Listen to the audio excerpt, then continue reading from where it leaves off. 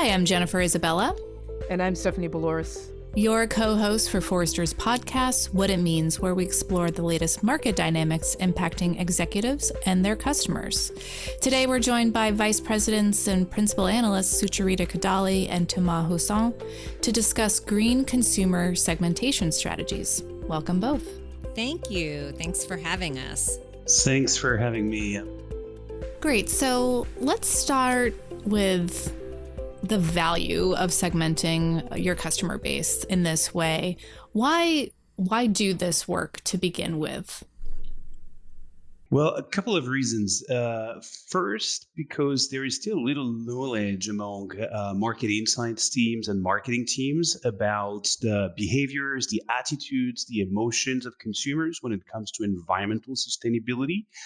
Their behaviors are evolving very quickly, and there are lots of counterintuitive facts as well. When you dig into the data, it's a lot more complex and it requires a lot more nuance than one may expect. And it's very important to understand these behaviors and attitudes, especially when it comes to their propensity to buy sustainable products and pay a green premium, and also to understand their relationship and how they engage with brands when it comes to the level of trust that consumers have for firms taking actions on environmental issues. Now, there are other reasons, I'm sure, Sucharita, you want to chime in, but that's the first obvious one, I think. Yeah, I think that the timing is also super important to remember as well. We're in the midst of, just a global climate crisis, and every company is asking. Certainly, we hear from our clients the importance of how important are their environmental sustainability and government efforts, also known as ESG. How important are those claims to the consumers that they're trying to actually attract? So the timing right now is also really important for why we're doing this, and I expect that this is going to continue to change. It's a living, breathing segmentation. It's not just a one and done project, because this is probably going to change and evolve every year. It's interesting. I mean, you mentioned like clients, and it seems like there's one group of clients, at least like in my experience, I'd be interested in what you guys think, where they're committed to environmental sustainability. They're committed to reducing their carbon footprint. And to some extent, they want to know how quickly they can create new products, new engagement models for their consumers to sort of bring them along to the ride. And then I feel like there's others who are almost coming at it reluctantly, which is they would look at this data and they want to know, okay, when is it time for us to have to get into this as well? So it seems like there's two camps, like those are more proactive, and then those are kind of coming along reluctantly. Yeah, and I think that what is interesting about the data is that I think it addresses both types of companies. So those that are hyper forward thinking and very progressive on these issues, this, I think, in many ways, the segmentation gives them justification and ammunition that helps them continue to make their business cases. Many of them are often on the bleeding edge of these types of developments. So they often end up being our case studies for how others should think about these initiatives as well. But in particular for that latter group stuff that you're referring to, which are, kind of those that may be more reluctant, you have to drag them kicking and screaming, into this journey. This is that data on for different segments of consumers, different types of companies, how many of your shoppers actually are interested. And it's more than just shoppers. It's your consumers, because this is not a retail study. It's agnostic to industry. But it's what percent of your consumers kind of are interested and would make those choices if you as a brand made it easier. And that's why I say, like, the time series notion of this is going to be important. I mean, we certainly see in virtually every category of commerce, there are new entrants making claims about ESG. And those companies, there was just a recent McKinsey study as well that set with IRI in the consumer products sector that basically showed that those companies making ESG claims are gaining share. So I think even for those companies that may be reluctant, the clock is ticking. And this is the data that helps them recognize, hopefully, that the time is now. And I know we're going to get into a description of each of the four segments, but maybe you could talk a little bit about how we actually arrived at the four segments. Yeah, so basically we've considered three attributes to determine these segments. The first one is really to look at the extent to which consumers are looking and seeking out information to make green choices. The second element is to look at the importance of the different factors, especially price versus convenience, and other elements that make their shopping decisions. And the third one is really to rank environment around these different elements. So that's how we came up with four very distinct groups. And we've considered obviously the willingness to pay across these different categories of these different segments. But at the end of the day, four very distinct segments that obviously vary quite a lot depending on geographies, depending on demographics. So yeah, maybe let's go a bit deeper into these four segments, who they are, and the key differences that we came across. Yeah, let's do that. So should we start at the bottom? Yeah. The lightest shade of green, is that where we're going? The non-green. Right. The non-greens. Yeah, we had a lot of internal debates about what the nomenclature and the naming of these would be. I think we had some funny ones that were that were dismissed. But yes, the kind of the least green we call the non-green segment, and these are the consumers that are the most price focused. They are not going to be making any type of trade-off for the environment, and they're also kind of they are a little bit older. They tend to not be families, so they may be kind of living in smaller households. So that's definitely that bottom segment. Then the next one up, the a little bit more green, or what we call the dormant greens, and this is a segment that is not actively looking for environmental information, but they're persuadable. And so for companies that do make ESG claims, so long as those items are in price parity with other products, it's likely that the consumer will pick that product. They tend to be lower educated.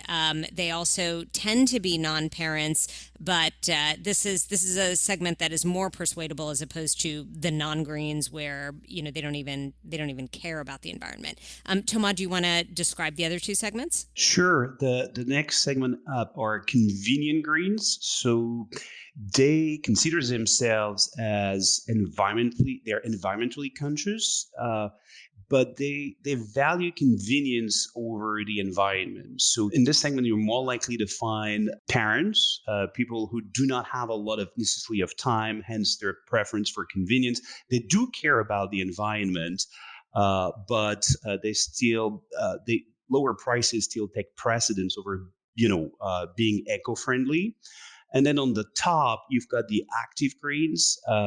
They consider themselves as environmentally conscious. They choose eco-friendly items over low-cost or convenient items. And they pay a lot of attention on how companies impact the environment. They're more likely to scrutinize information on products. So these different segments, just to give you some orders of magnitudes, because they vary quite a bit across the different regions. But in the U.S., non-greens represent about 1 in 4 consumers, 23%. In other parts of the world, especially in Europe, there are fewer non-greens, especially in France and in Italy. We're talking of 10 and 7% only of non-greens in these two countries. In most countries, we've looked at the dormant greens, the ones that you can still wake up and activate. They represent the majority of consumers, about 40% in most countries. Then the convenient greens, they represent 22% of the online population in the US. And then the active greens, we're talking roughly of 24% of the population in Europe, um, even up to 32% in Italy. And in the US, we're talking about 17%. So you see there are lots of differences at a regional level. Even though this is evolving quickly, I think it's very important to go into the details here because there are lots of nuances to be taken into account. But just to give you some orders of magnitude. Yeah, I mean, the data is like fascinating. I guess like if I'm, again, not just like retail, but if I am a retailer, to some extent, you're like, oh, the biggest group, it's dormant greens. Like I should spend some time like focusing on them. They're persuadable. But if I have like good products that are price parity, and then they come to really value them, like I've converted that group. Or I could also see a retailer saying to themselves, convenient greens and the true green consumers, the eco greens, like if they're more highly educated and have higher disposable income, yeah, they're a little bit smaller group today, but maybe that's where I target because they do have more disposable income for it. I can see multiple strategies like kind of coming out of this. And maybe for a company with multiple product segments, there are multiple strategies based on the data. Yeah, yeah, yeah. No, I don't think that there's, especially if you have multiple brands within your portfolio or different offerings, kind of a universal strategy may be difficult. It may be too risky. So absolutely. I mean, there are likely, kind of we have in the retail industry, which I cover closely, we have things we call it a good, better, best strategy, which are you typically based on your price and your value offering. In the future, I can see that applying to, kind of environment and sustainability too. And things are also going to vary tremendously geographically as well, right? So as Thomas mentioned, some of those data points between the United States and Europe are very different, especially when you're talking about the top and the bottom of the distributions. When you're looking at, like, say, active greens minus non-greens, it is net positive in Europe. It is net negative in the United States. So, it makes more sense to, absolutely be focusing more on green consumers in Europe. And you may have to because that's what the law says you have to do. In the United States, it's still very much a nice to have. But again, you have to be on top of what legislation may be changing. You have to be on top of how your consumer may be changing and evolving, because that's another thing, stuff that we noticed in a lot of the segmentation is that when we actually looked at specific companies and how their segmentation shook out, you may see wild differences between, say, a company like Nike versus Walmart. Right. Some of the counterintuitive findings were particularly interesting in Europe. Like I think, for example, like I think it was one of the Nordic countries, like the number of non-greens or like the less greens was surprisingly higher than I would have guessed coming out of one of the Nordic countries.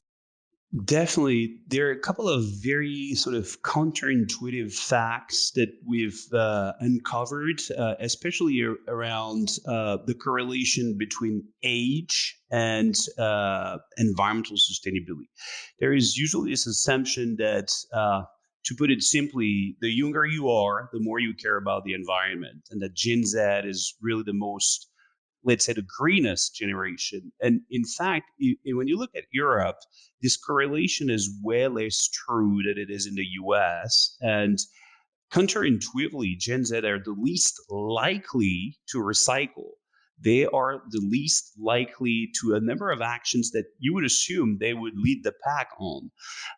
And so that's why it really matters to dig into the details and not rely on intuition, but go into the details of what people are really doing. And also, I think what is even more important is to measure attitudes against behaviors, because when you ask people, are you willing to pay a premium for greener products? The majority will say yes. At the end of the day, what I've seen, the very interesting stuff from some of the retailers over here in Europe is that they start to correlate this with POS data. Like, are people really buying the stuff they declare they want to buy?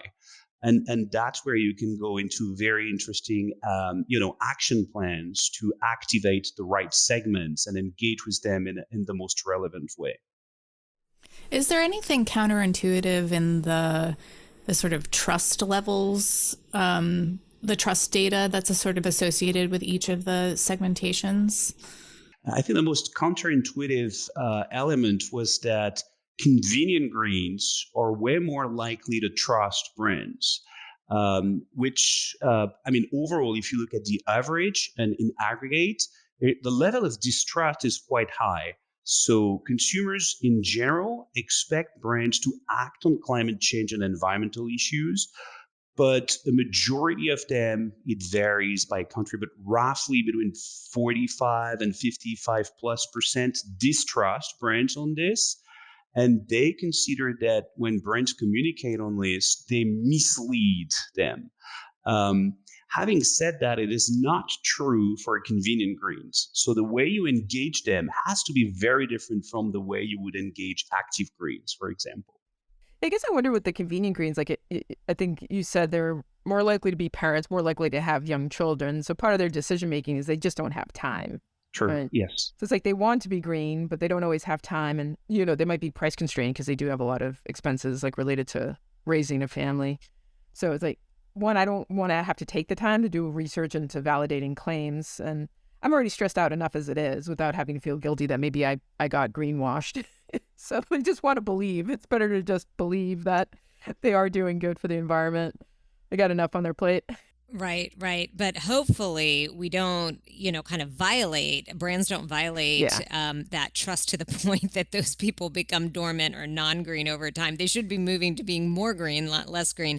That is the risk here, is that kind of as Thomas pointed out, the vast majority of consumers are skeptical of these claims to start with, but kind of those that believe the claims, you really, really don't want to violate that trust, because that that pollutes the landscape, really for everybody. Yeah.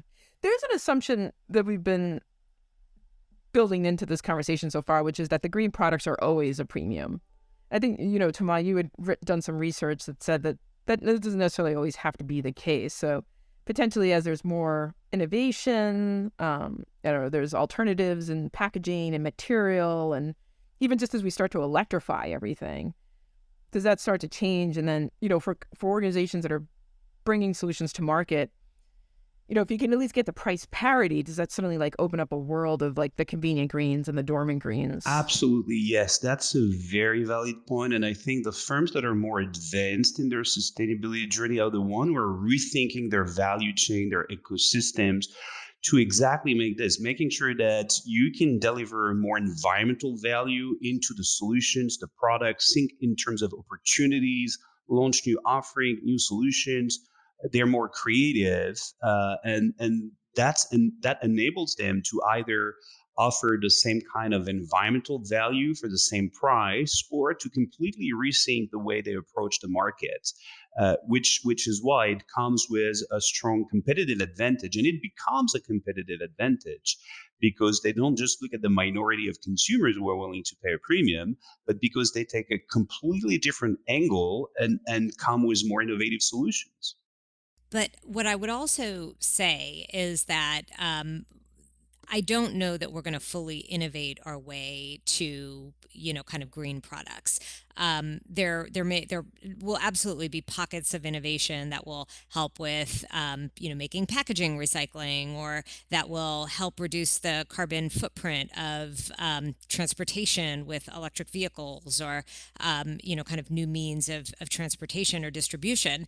But at the end of the day, the bar and the floor, related to production and the afterlife of products, needs to be raised.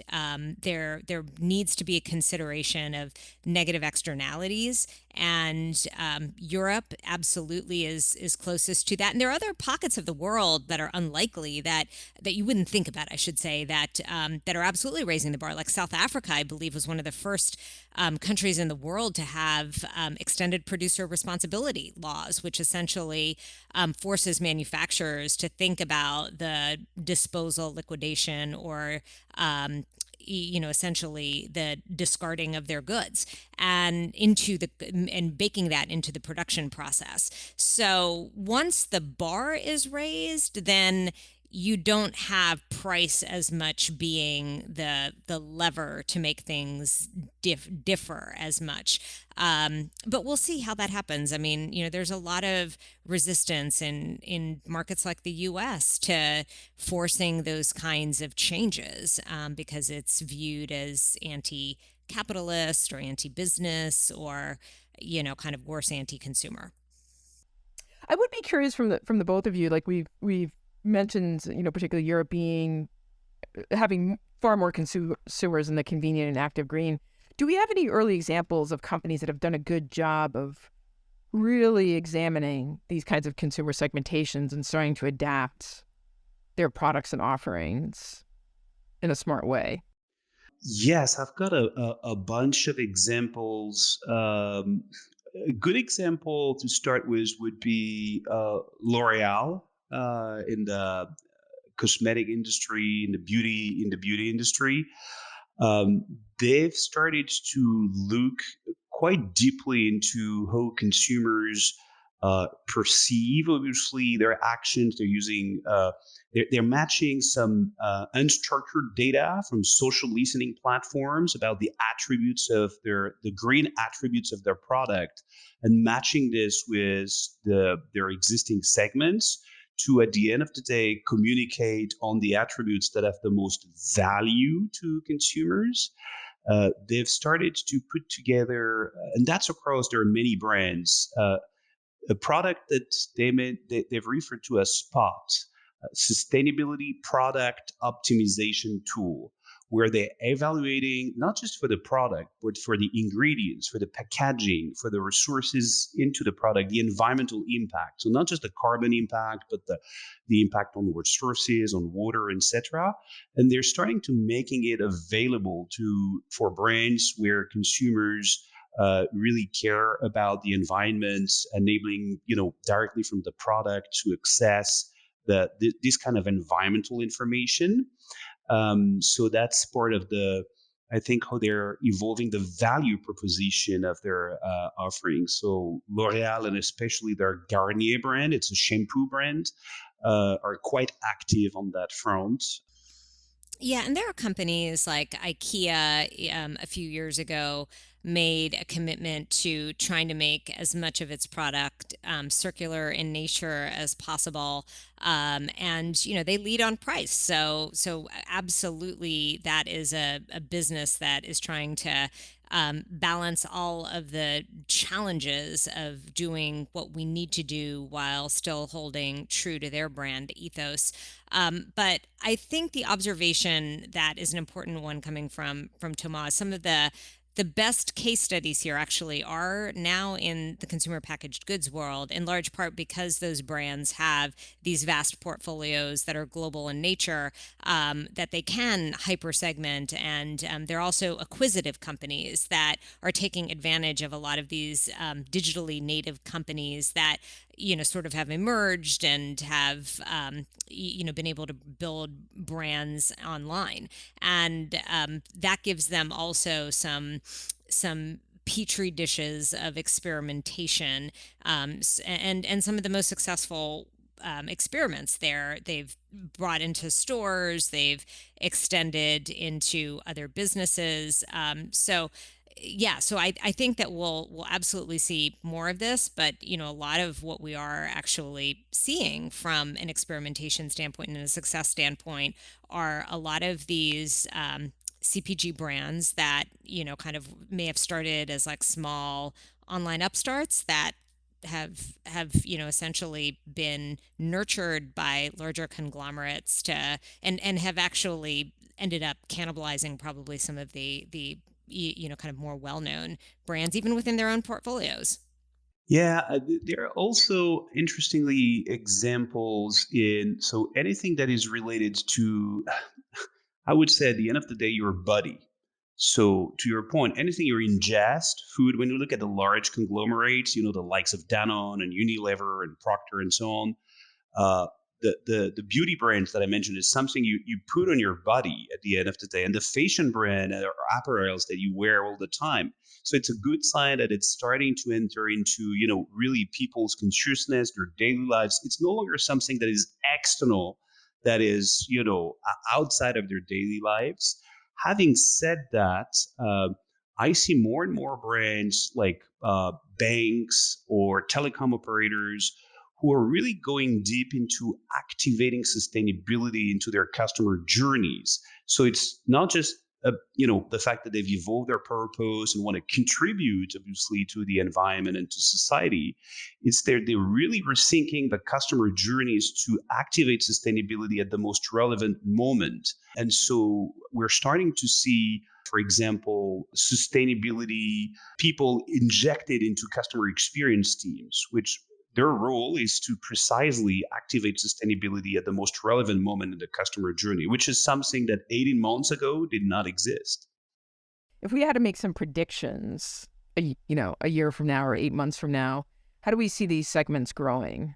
It's more of a bell curve distribution, I would say now, where that convenient and dormant section is the biggest, and then you have, kind of the fringes on the side. And then what I see is that curve just moving, kind of more to the right, more toward the active greens. So I can't imagine that it wouldn't happen otherwise. It's like any social change, whether, and I won't name them all, but, just in like the last several decades, you see attitudes changing because especially young people, kind of, even though it's interesting, Thomas was like, they're not actually recycling, but they want to recycle. And, kind of a lot of them just are just not educated properly about how to recycle, or, communities don't make it easy for them to recycle. But their hearts are in the right place. And I think that certainly as, and as we mentioned, the biggest non-green segment are the oldest ones. So, kind of as the more progressive consumers become, who are the people answering the surveys, we'll see that distribution shift toward more the right side, the active green. Does the financial uncertainty of this year and the concerns about inflation, do you think, create a speed bump in that shift? It's kind of a double-edged sword. I mean, there are two ways to look at it. On one hand, you could say, well, because of inflation, people will not afford and will care less. At the same time, when you look at the cost of energy, they will pay a lot more attention about their usage. They will try to limit their impact. And so, to echo what Sharita mentioned, I think we're going to see this move. The question is at which pace it will accelerate, and I think it will spread across generations. When I look at the distribution curve and the correlation between age and the level of, let's say, the convenient greens and the active greens, so the most the greenest segments in our segmentation, this correlation is less and less significant in more mature regions like Europe, which means the boomers, the silent generation, they also have embraced these behaviors. And I think we'll see that in other countries, like in Australia, very likely so in the United States as well. I think that's a shift to be expected because there are less and less, let's say, climate skeptics, right? Well, I think we should repeat this podcast in a year and see if our predictions come true. Thank you both so much. Thank you. Thanks for having us, Steph and Jen. If you like what you heard today, subscribe to Forrester's What It Means podcast on Apple Podcasts, Google Podcasts, or your favorite podcast player. To continue the conversation, follow Forrester on Twitter, Instagram, and LinkedIn, or drop us a note at podcast@forrester.com. Thanks for listening.